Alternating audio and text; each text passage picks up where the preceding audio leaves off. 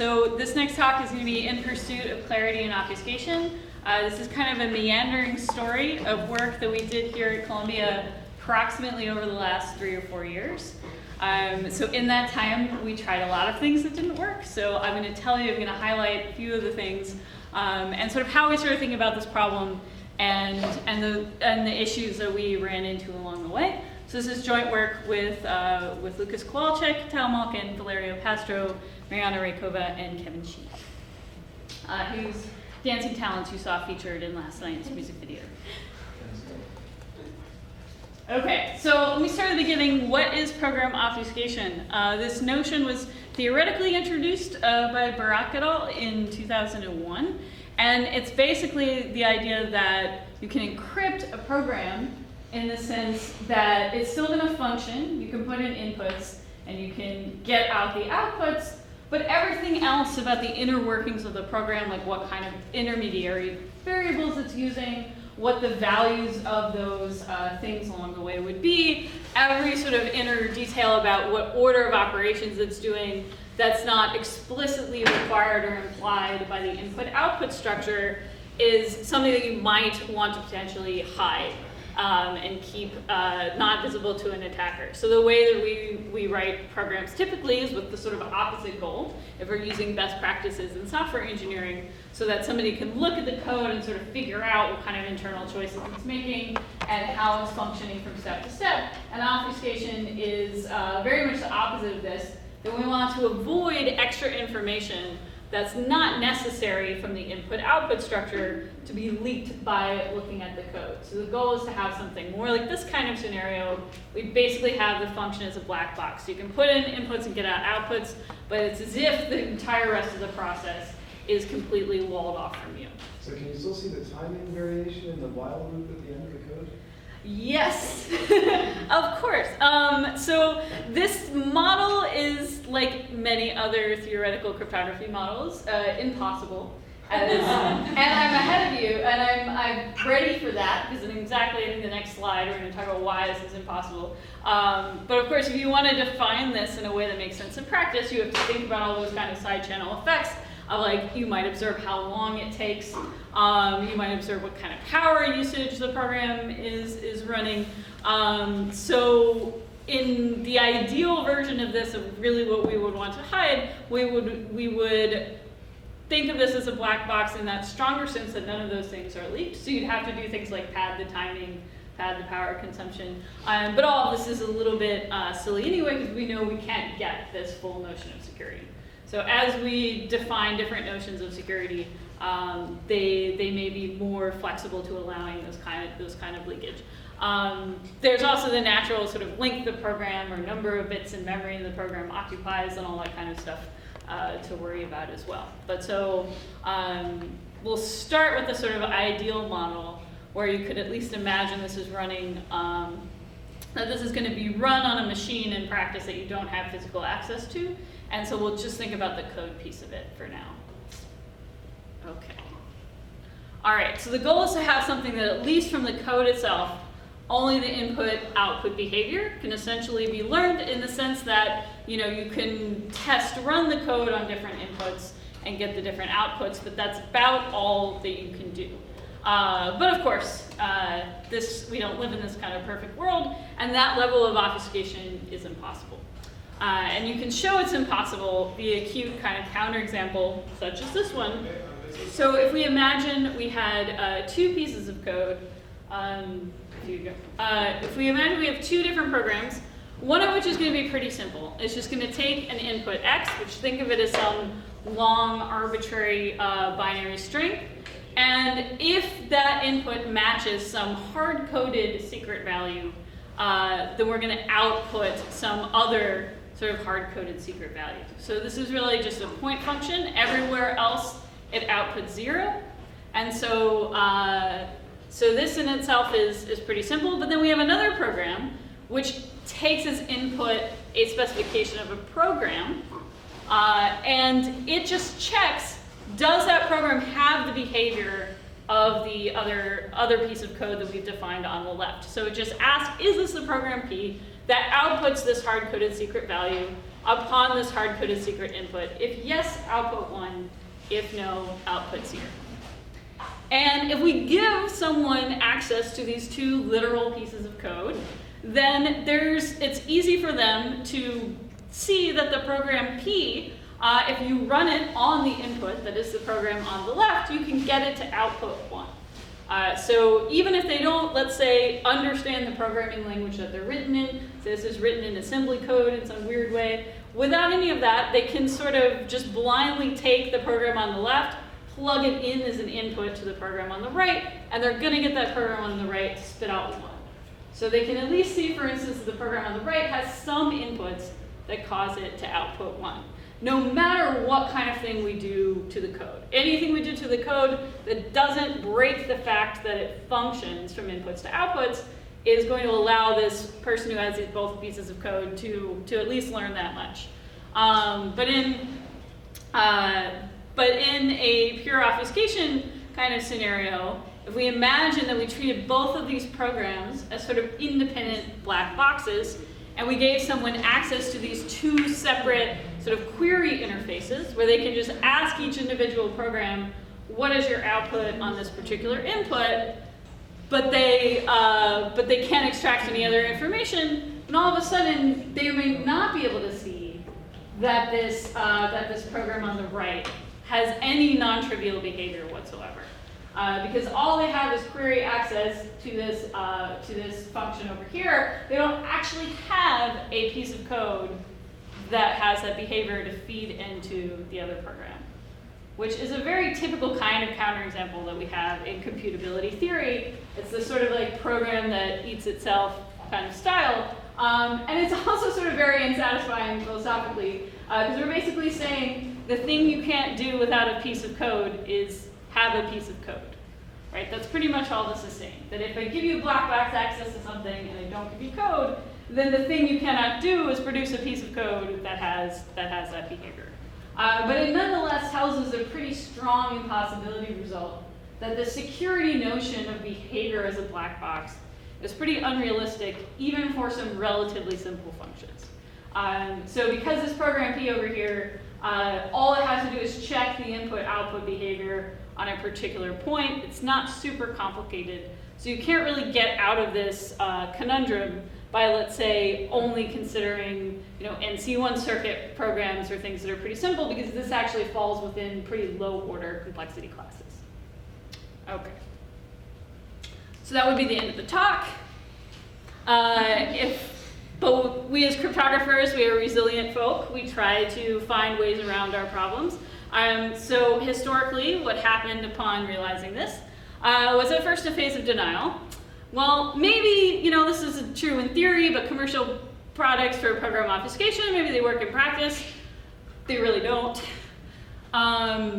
This leads us to the next stage of our processing of this news, which is usually anger. And this one I think is valid. It's kind of the way I feel about this counterexample. It is kind of a stupid counterexample. It's a little frustrating. It's not really that insightful. This is sort of where the research community was for a long time, trying to come up with like different kinds of security notions that could be possible. Only one of those is real. So we will see coming up which one of those actually stuck. I went through this phase myself at some point in 2014, and I think this is sort of where people had moved on for a little while, which was forget it, we're never going to have obfuscation. And then something happened, which was a candidate for multilinear maps, which is a big deal for obfuscation for reasons that we'll make clear as we go through the talk. And so people started revisiting this, and there's been a flurry of activity in this research. And I'm not going to attempt anywhere close to giving you guys a holistic view of all that had happened or is happening in obfuscation. I'm going to tell you the very narrow story of what we were trying to do and what we learned from it. Okay, so let's start with the basics. What do we know we can obfuscate?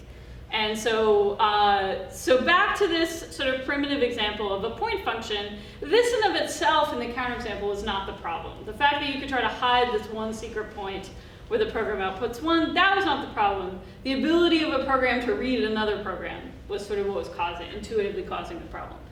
So this more narrow specification of, I just want to hide that I have a sort of secret point on which I do something different, that kind of behavior we can hide. So you can think about this functionality as just like basically somebody saying, you know, I'm thinking of a number between 1 and 100, and you only get to... Failure. Ah! All right, we'll add it to the board. Is this why we named the conference CFAIL? No, but I think it's a really smart idea for a conference, right? Because anytime anything goes wrong, I'm just like, it's on brand. It totally works. We've been keeping track of this since the morning. If anyone wants to fix our lack of corporate sponsors for the next CFAIL, consider that. All right. Okay. So this pretty simple functionality of just having a kind of guessing game where we'd want to basically approximate the rules of the guessing game. You have this piece of code that's performing this check of, is this number 65, yes or no? And you want somebody looking at the code to have no better information than if they were basically playing this guessing game. So if you're guessing from a large enough domain, you're not going to have a good probability of sort of finding the secret point. And we do have some pretty good candidate ways of doing that. So one of them is a sort of, you know, pre-image resistant hash function. So if we take, instead of checking, is the input the secret number, and put that number, you know, in plain text in the program, we could simply hash that number and say, is the hash of the input equal to this value? If it's hard to come up with a pre-image that would produce that number, then we have some kind of secrecy on that hidden value. What's not great about this solution is that hashes are very purposefully designed to have literally no further structure, right? So we can't really go anywhere from here, can't do any sort of more interesting functionality, because hashes are sort of designed to destroy any kind of structure except the equality test.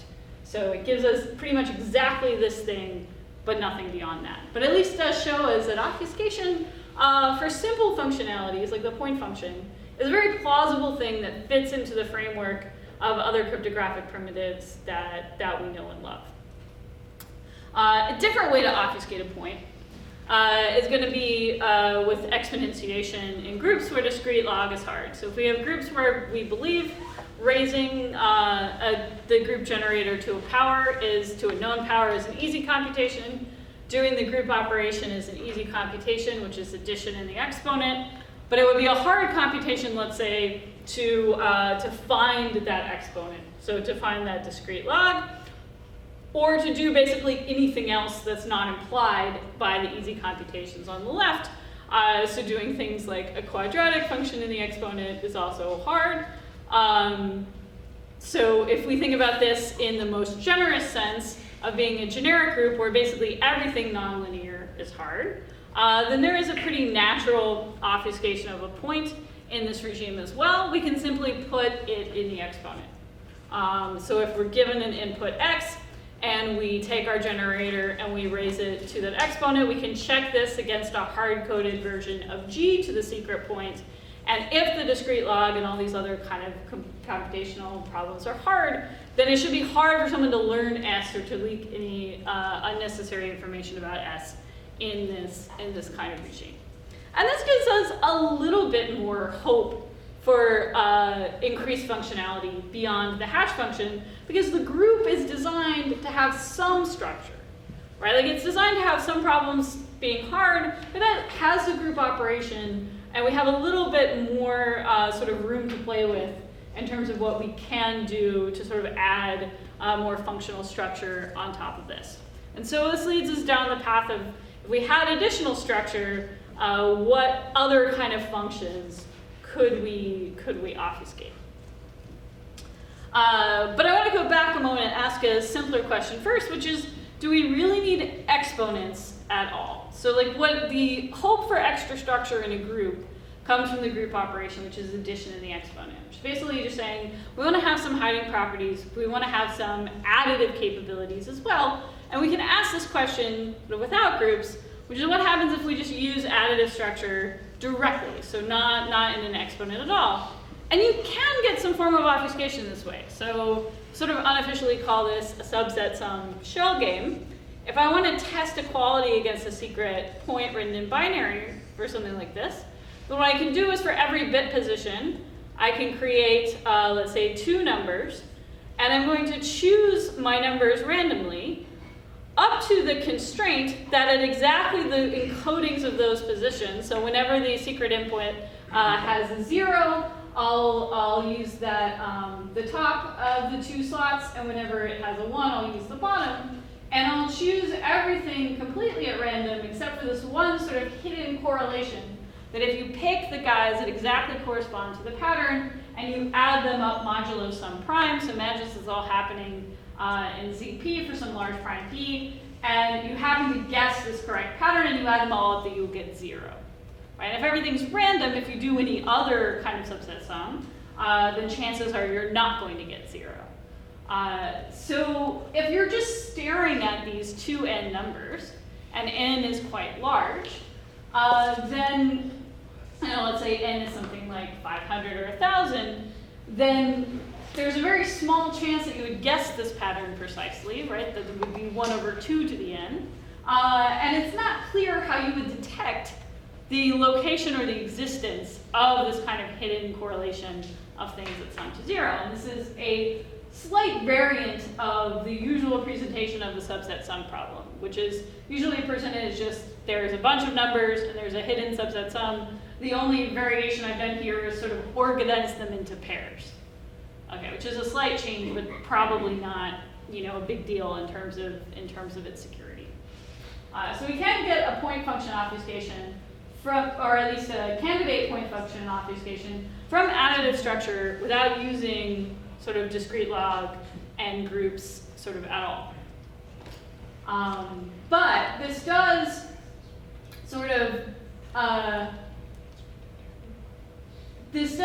leave us at the additive level where it's not really clear what we can do for fancier functions. So it's a very natural temptation, sort of want to go from additive structure to ring structure, to have matrices and to have multiplication happening here as well.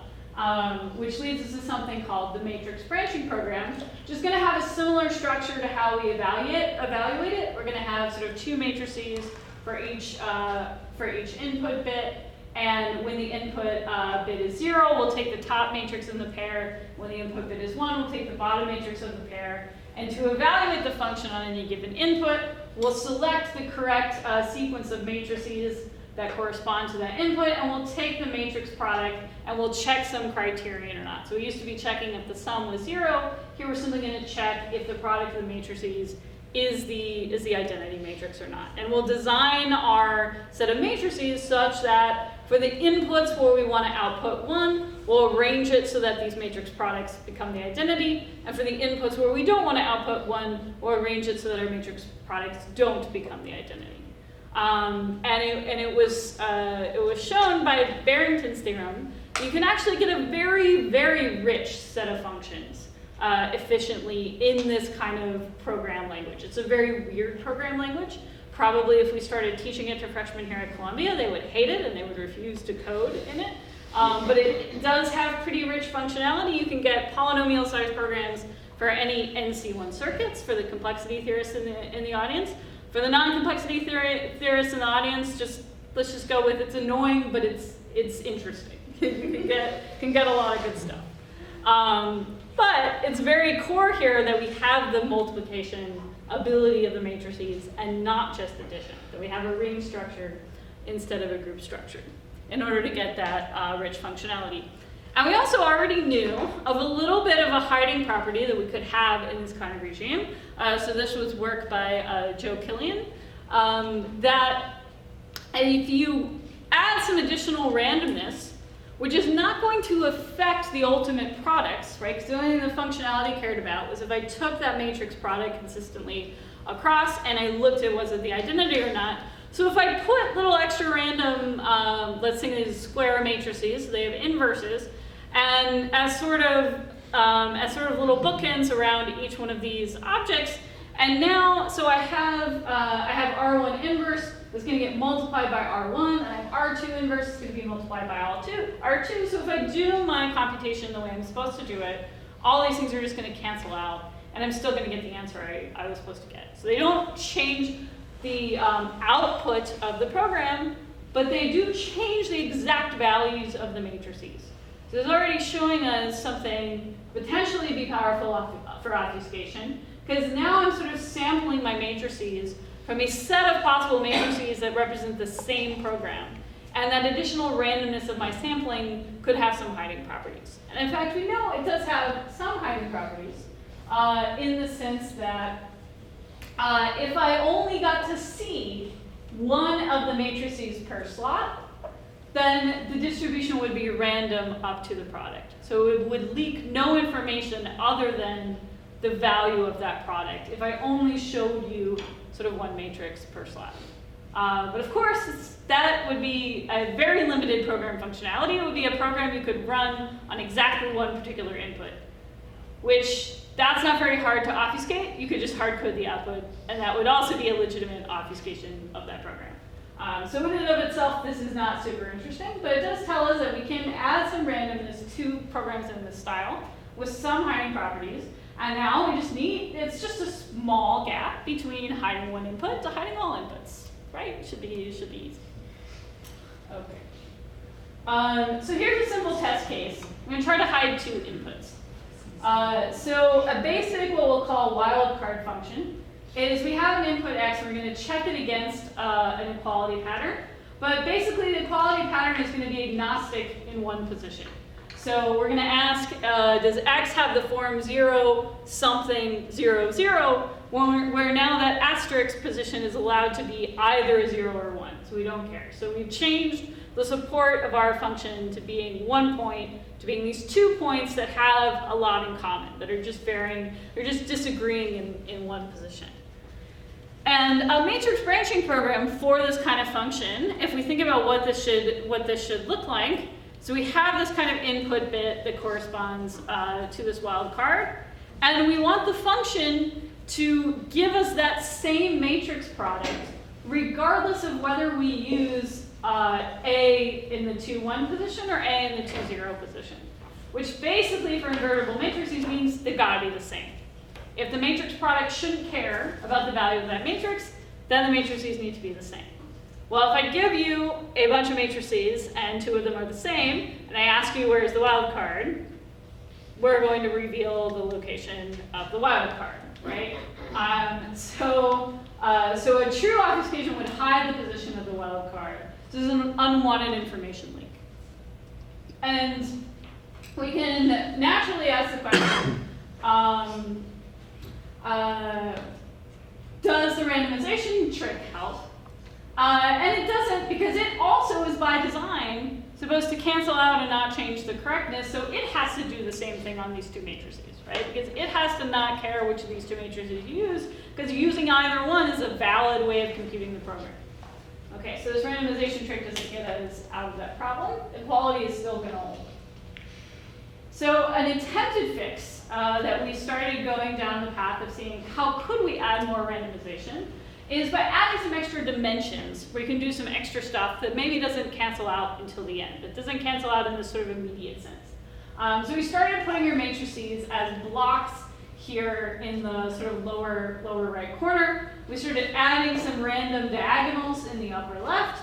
And that sort of allowed us to have some more randomization here.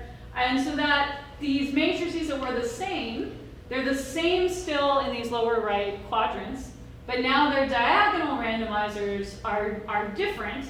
And then if we do the Killian trick on top of that, we're now multiplying by these random square matrices, R1 and R2 inverse, and they're going to mix around and sort of spread out that diagonal randomness in unpredictable ways, potentially, and now these things don't look recognizable as the same. Or at least that was the idea, because these diagonal pieces are different, and you can't see the diagonal decomposition structure inside the sort of square random matrices on both sides. And you might ask, okay, well, how do you preserve correctness so that you still get the right function out at the end? Well, we can do this by sort of at the very beginning and end of the process, sort of cleanly canceling out that extra diagonal structure and getting back to the core vector. So you can sort of just think of this as sort of bookends that then reproject your space down to that proper basis of the information that you're trying to extract. The details of this are not too important, but you can do it. You can add some stuff to pull the matrices back into their component pieces at the end and get that information you were looking for. But this, of course, does not work because we're at CFAIL. So if it worked, we'd be at Eurocrypt. But it's, yes, which I did not get to go to, by the way. All right, I don't know why this is. Okay, so they do look different now, but there is a way of still identifying the wild card, and it works basically via eigenvectors. So if we zoom in and look more closely at what we're doing here, we can compute these sort of matrix products of these things, and what happens is we get similar matrices to things that look like the identity on the lower right corner where we had equality before, and then things that just have this diagonal structure in the left and in the upper left, because that was sort of only randomness we added. So we were hiding that decomposition, or we thought we were hiding the decomposition with these sort of random square matrices on both sides. But if we sort of multiply two of them to sort of get rid of the asymmetry between like the R1 and the R2 and get it consistently into an R2 inverse matrix times an R2, then we have something that has the same eigenvectors and as the same number of eigenvectors, the same dimension of the eigenspaces as this thing in the diagonal decomposition, which has a very noticeable property that we have a high dimensional eigenspace with eigenvalue 1. In fact, half the dimension is an eigenspace with eigenvalue 1, which is a noticeable thing about a matrix that one can determine. And so we didn't have quality of those matrices anymore, but we can identify the wild card via this computation. Okay, because it's highly unlikely to happen otherwise. So this just wouldn't happen by chance if you weren't looking at the wild card slot. So it's natural at this point to want to do what we know we can do with the simple linear structure is just destroy all of this kind of computation that we just did by putting everything in the exponent. But of course, we still need to do a matrix multiplication. So we need to still do several matrix multiplications. So we know we can't just use kind of like a classic Diffie-Hellman group where we just have addition in the exponent. We need what we're going to call a multilinear group, which would allow you to do multiple multiplications in the exponent. We need to do this without allowing you to do everything. So we're trying to draw a line of hardness at a certain number of multiplications that are allowed and sort of nothing else. And this is why multilinear maps would be such a big deal for obfuscation, because if you could do this, you could take this sort of matrix branch tree program, you could put it in the exponent of a multilinear map, and you could allow someone to legitimately do exactly that number of multiplications, but you would stop the sort of eigenvector attacks because those kind of computations are simple in linear algebra world, but they require higher degree than the sort of legitimate multiplication of exactly evaluating the function. So we get a separation in the degree of multiplications that you would need to do the attack versus that you need to honestly compute the functionality. And so if we could draw a line of hardness in a particular multilinear map between those two degrees, then we could get effective obfuscation for a wide array of function classes. Okay, and so this is the picture that we want. We want basically the same easy computations we had before, except we would be able to control, and somehow I'm missing the end. There we go. The order of my animation is a little strange. We would like to control that you could do, let's say, exactly 4 multiplications or exactly 10 multiplications or exactly some number of multiplications, and one more than that would be hard. And if we could get a sort of group that had this property, then we could do our obfuscation of matrix branching programs in the exponent, and everything would work. But of course, we don't know that we live in that world. And it's also kind of strange because if you had a generic multilinear group in this sense, then basically what you would get is virtual black box obfuscation, which that particular implication here of generic multilinear groups, virtual black box obfuscation, is the kind of statement that theoreticians pretend has some meaning, when basically it's an if false, then false kind of, sorry, technical difficulties. Great. There we go. Okay, so we know ultimately that this is impossible. And we know that generic groups are a heuristic, which makes it very difficult if we sort of stay in that generic group kind of regime to evaluate potential candidates for multilinear maps, because we don't really know exactly what we're evaluating them for. We're kind of trying to say they should have no additional structure, which obviously any object that we create is going to have some additional structure. And multilinear groups have been an extremely hard thing to construct, so we have some candidate constructions, but it's been very shifting ground in terms of what do we think is hard about them. And it's definitely not everything. So it's worth doing the work here to figure out what is a more narrow target security property that we could evaluate more reliably for any kind of multilinear map candidate that would imply obfuscation. So sort of relying on a generic group model is not allowing us to sort of gain confidence in the actual constructions that one would build this way. Which leads us to this more limited security notion of indistinguishability obfuscation, which is the idea that if two programs behave identically, meaning all of their input and output behaviors are exactly the same, and only their intermediary steps and variables may differ. So in this case, for instance, I've just changed the order of the two equality checks, but otherwise the programs are exactly the same. Then if I obfuscated both of them and gave the pair of obfuscated programs to someone, let's say in a random order, so I flip a coin as to which program I give him first and which program I give him second, he should not be able to tell which one is which. So even if he knows both plain text programs, he's given the two obfuscated programs, he shouldn't be able to tell which version in the obfuscated is doing the first equality check first or the second, etc. Which feels like a very weak obfuscation property, because you're really just saying two programs that behave exactly the same, you can't tell them apart. So a somewhat surprising story that I'm not really going to go into is that this is actually sufficient for a lot of applications, which is somewhat shocking. But this has been kind of portrayed as a new candidate sort of hub for cryptography of a thing that if you add one-way functions to this basic primitive of IO obfuscation for a sufficiently rich set of functions, you can get back a ton of cryptographic primitives that we already knew how to build in other ways, and a few things that we didn't know how to build in other ways, including very difficult things like functional encryption and other very fancy sort of applications. So it's a useful security notion, even though it feels very weak, and it's also good in that it's not impossible, which is definitely a thing you want in a security notion. Ideally. It's not proven to be impossible. It's not proven to be impossible. And I'll do one better, because I do think you can say something a little bit stronger than that.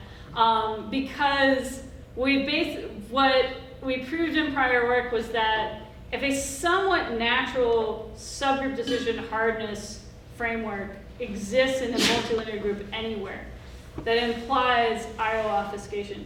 So an impossibility for IO, it could not look like this kind of program eating itself example. It would have to essentially rule out things that we believe about bilinear maps to exist in higher order degrees, which is a pretty strange mathematical statement to imagine proving with the kinds of ways we prove security notions are impossible now. And I'm going to go, and this kind of this leads into where we're going. So maybe I can somewhat convince you of the sort of natural structure that would have to be impossible for I/O to be impossible. Yes, exactly. Yes, to be provably impossible. Okay, so let's think about a really basic set of functions, and how do we identify pairs of them that represent the same thing? So we're going to play with Boolean formulas here. So really just ands and ors over equality conditions. And here's an example of two basically pieces of code in this really basic programming language of Boolean formulas that represent the same function.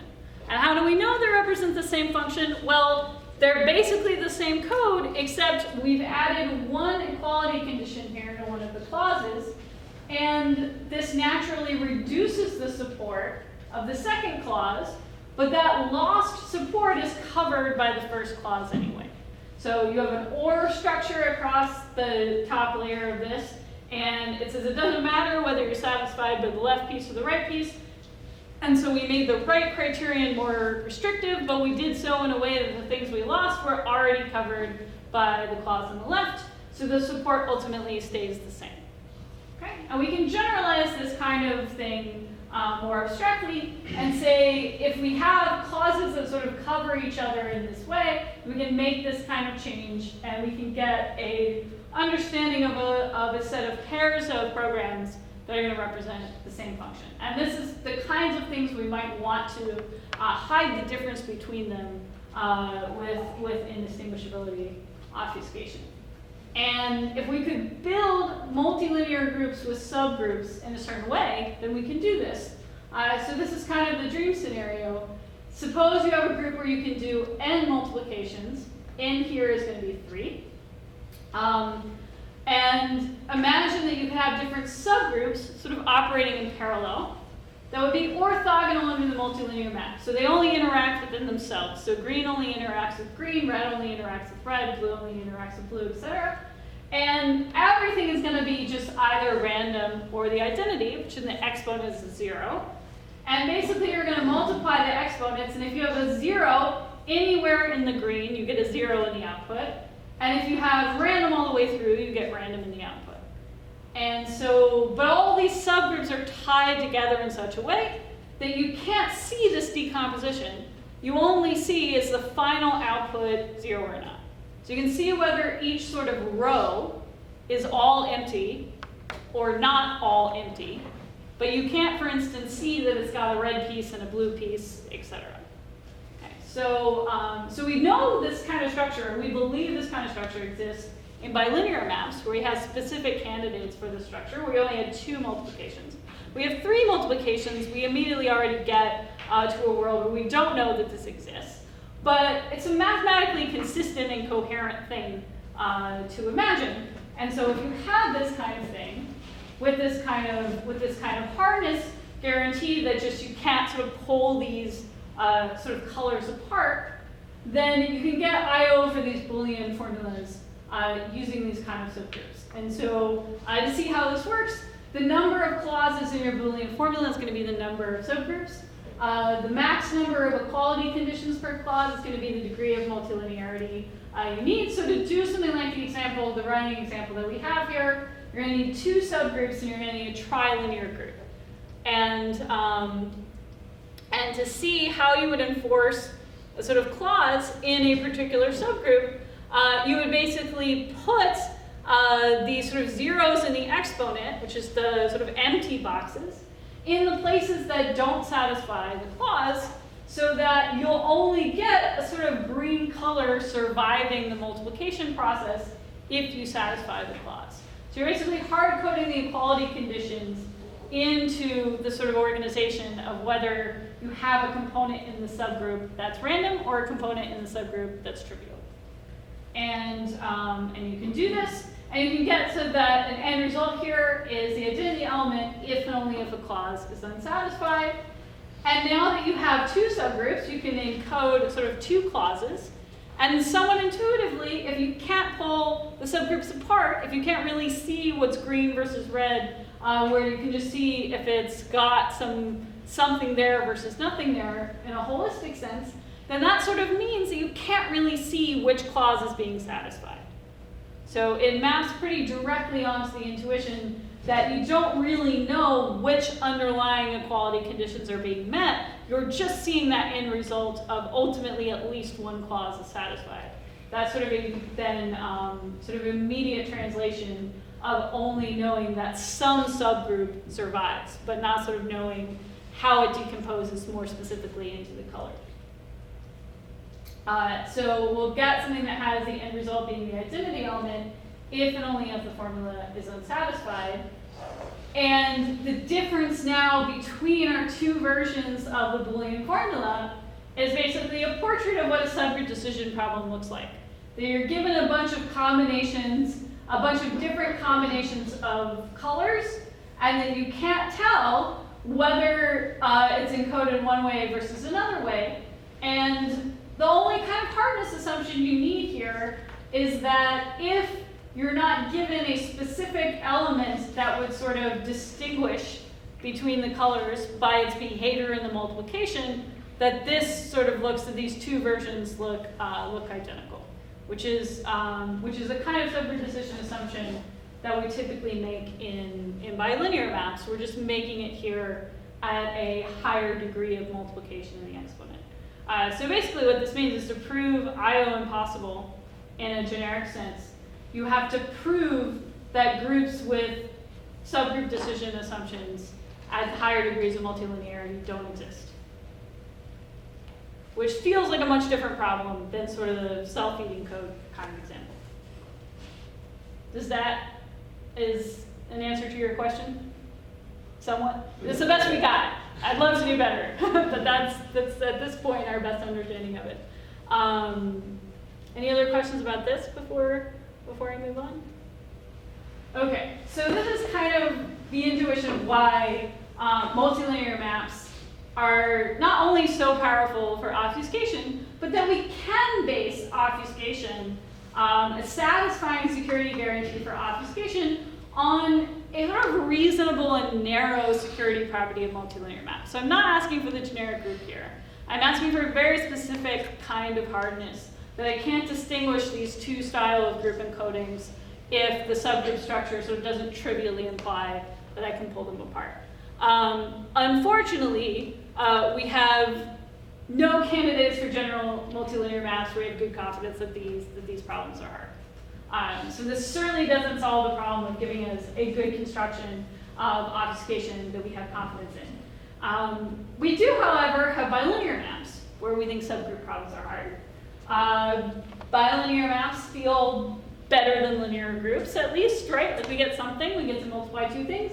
So you can naturally ask the question, is there anything we can do non-trivially with that? Is there anything we get then for obfuscation from the bilinear maps that we already have that we can't get, let's say, already with Diffie-Hellman groups without bilinear maps? So we asked the question, what kind of Boolean formulas can we obfuscate with bilinear maps?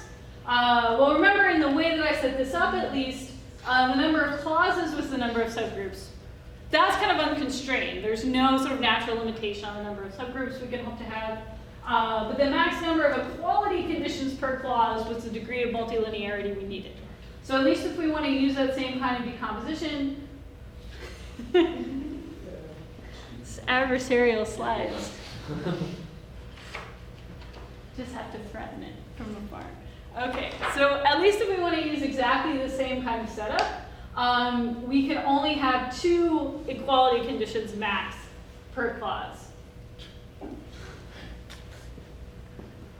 My adapter must be dying or something. Yeah. Okay.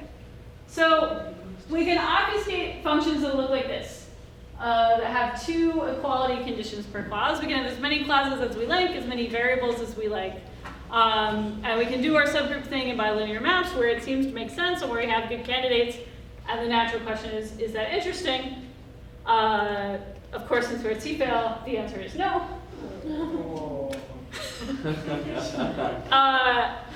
And it's because these formulas are so simple, they have an efficient canonical form.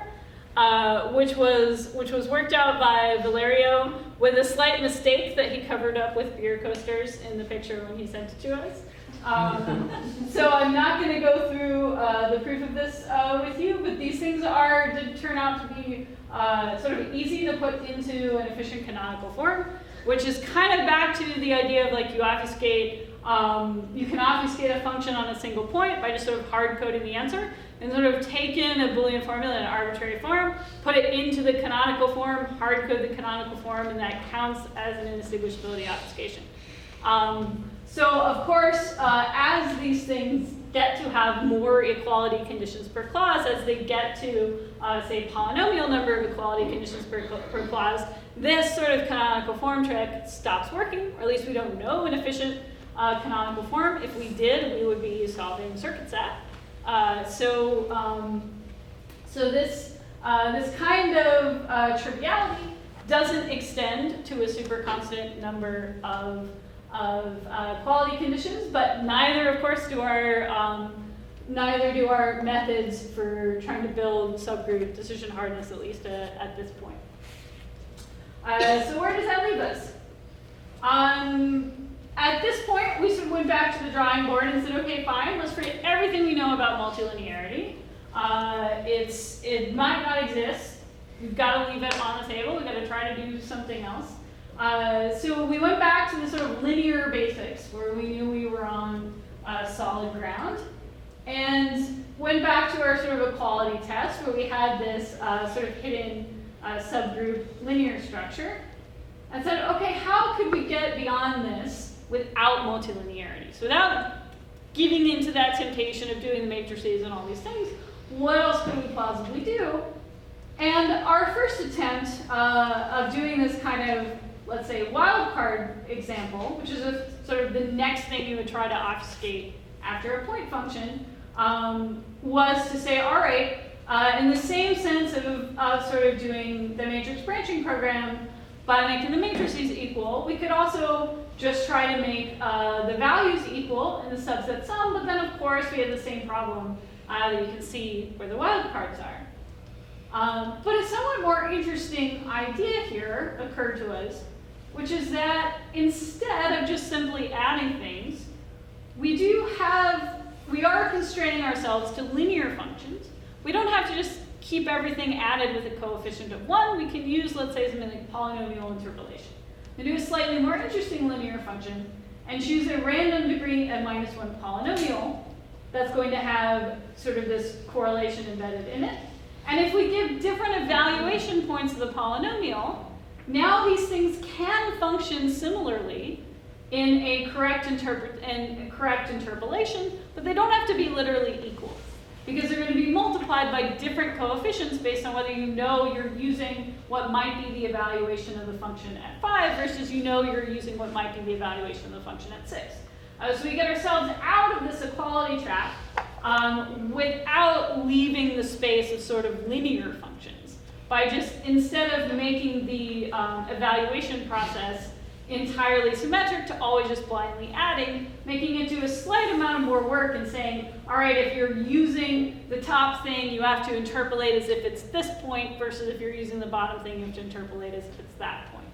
And sort of what points are being evaluated is not secret here. The only thing that's secret is the coefficients of the polynomial, and you don't a priori know which places are fully random elements, where the R's are, and which places are actually correct evaluations of the polynomial.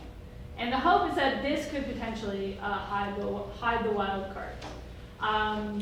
But the problem is, if you start having too many wildcards, this starts to put you into the range of Reed-Solomon decoding and list decoding. So polynomial interpolation, of course, is part of an error correcting code.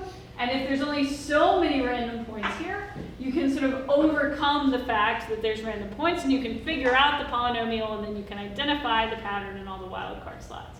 But only at a certain density. But when we're doing this kind of evaluation where at least half the points are going to be correct, we sort of won't get very far, sort of relying on the wildcards not adding too much additional structure. So this doesn't really work on its own. But if we put it in the exponent of just a regular group again, so which we can do now because our reconstruction function isn't a matrix multiplication, it's still just scalar multiplication, where you do the polynomial interpolation sort of ahead of time, you get your scalar coefficients, you use them as known powers to raise these group elements to, and you can do your polynomial interpolation in the exponent of a regular group. But you can't do a list decoding in the exponent of a regular group. That would be a higher order degree of multilinearity. So we can manage to draw the line of hardness plausibly between what the legitimate function evaluation is doing and what the sort of known attack of decoding against the errors would do. Turns out this can also be done with lattices. So this kind of wildcard obfuscation can be done with lattices. Wix and Zerdelis obfuscate the function class that contains this pattern matching with wildcards, relying on the learning with errors assumption. A sort of open question still in my mind is their version the kind of simplest lattice analog of our scheme, or is there sort of a more direct analogy? I like this particular problem because I'm very interested in the fundamental connections between the sort of bilinear and discrete log groups and the lattice structures. And I think this is kind of a fun toy candidate playlet to sort of look into that analogy. And if we understood that sort of connection further, it might be a valuable way of understanding sort of how to build multilinear maps and how to build that bridge between bilinear things and lattice things where we might have some more plausible ring structure. But so for the ending, to sort of tell you the story of that result, which appeared in crypto a couple of years ago, I couldn't think of a better way to end this than the one we said in the paper. So we proved that this sort of Reed-Solomon in the exponent had some hiding properties in the generic group. And it was later pointed out to us that much of this was implied by some theorems of Piker in 2006. That's something for the students who haven't experienced before. This is often a part of the research experience where you find yourself kind of arguing, I proved this all by myself because I didn't know some of it was already proved. But so help me God, I'm going to find a reason to show you my proof anyway because I worked really hard on it. And then maybe it gets like better parameters in some way or something. I mean, of course, like our proof, it does have independent value. We really believe that, definitely true, and we're not defensive about any of this at all, so feel free to go and improve upon the result. We'll be super excited about it. Okay.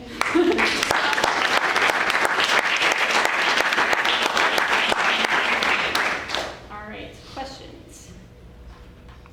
Yes? So at some point you had this slide, I don't know much about this topic, this came. At some point you had this slide where you had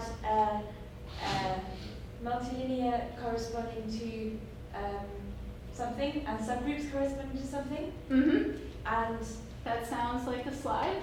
Let me go back.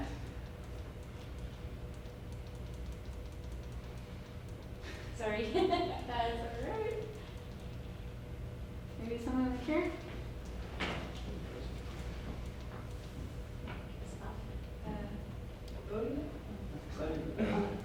Further? No, it's not what I mean. But okay, it doesn't matter. It's fine. So when you were talking about how this doesn't work with bilinear maps, is that like any generic bilinear map that will never work, or did you make some assumptions on your bilinear map?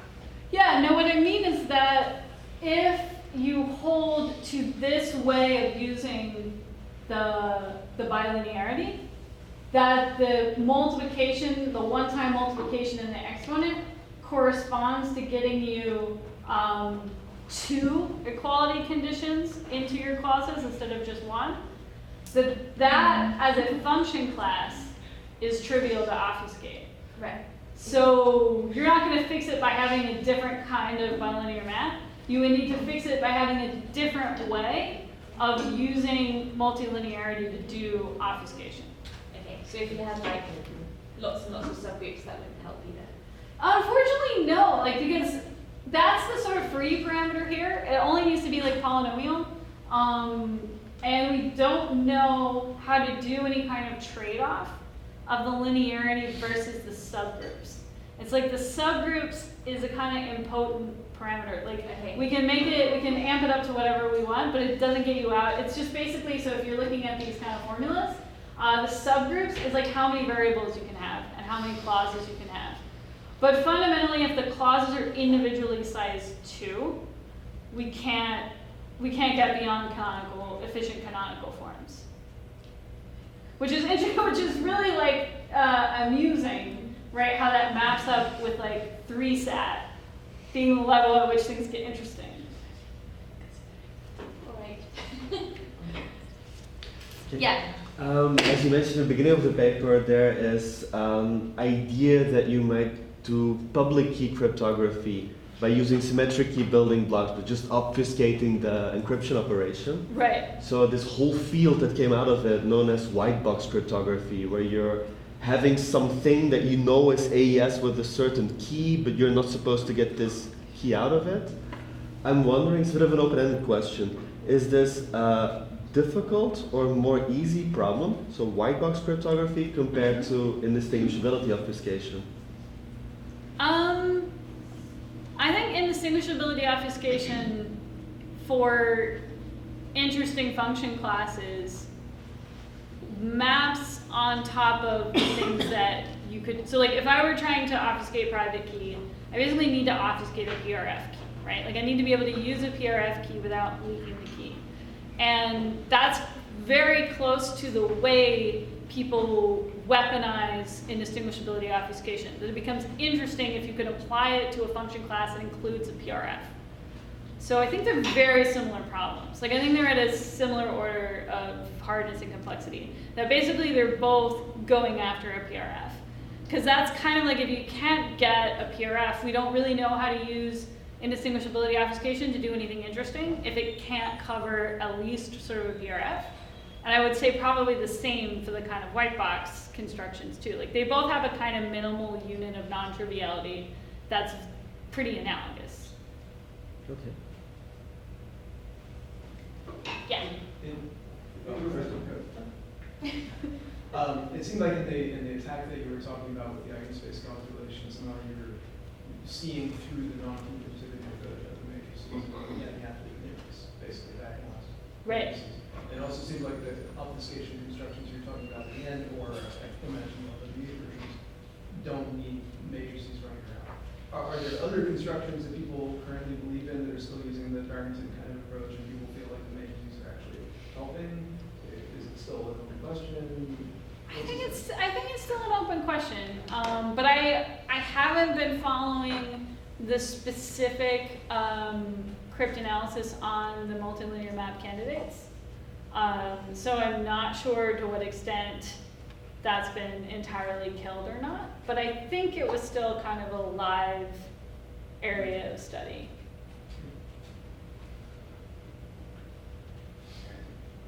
So you were kind of establishing this link between multilinear maps and the number of clauses in your Boolean formulas, right? Right.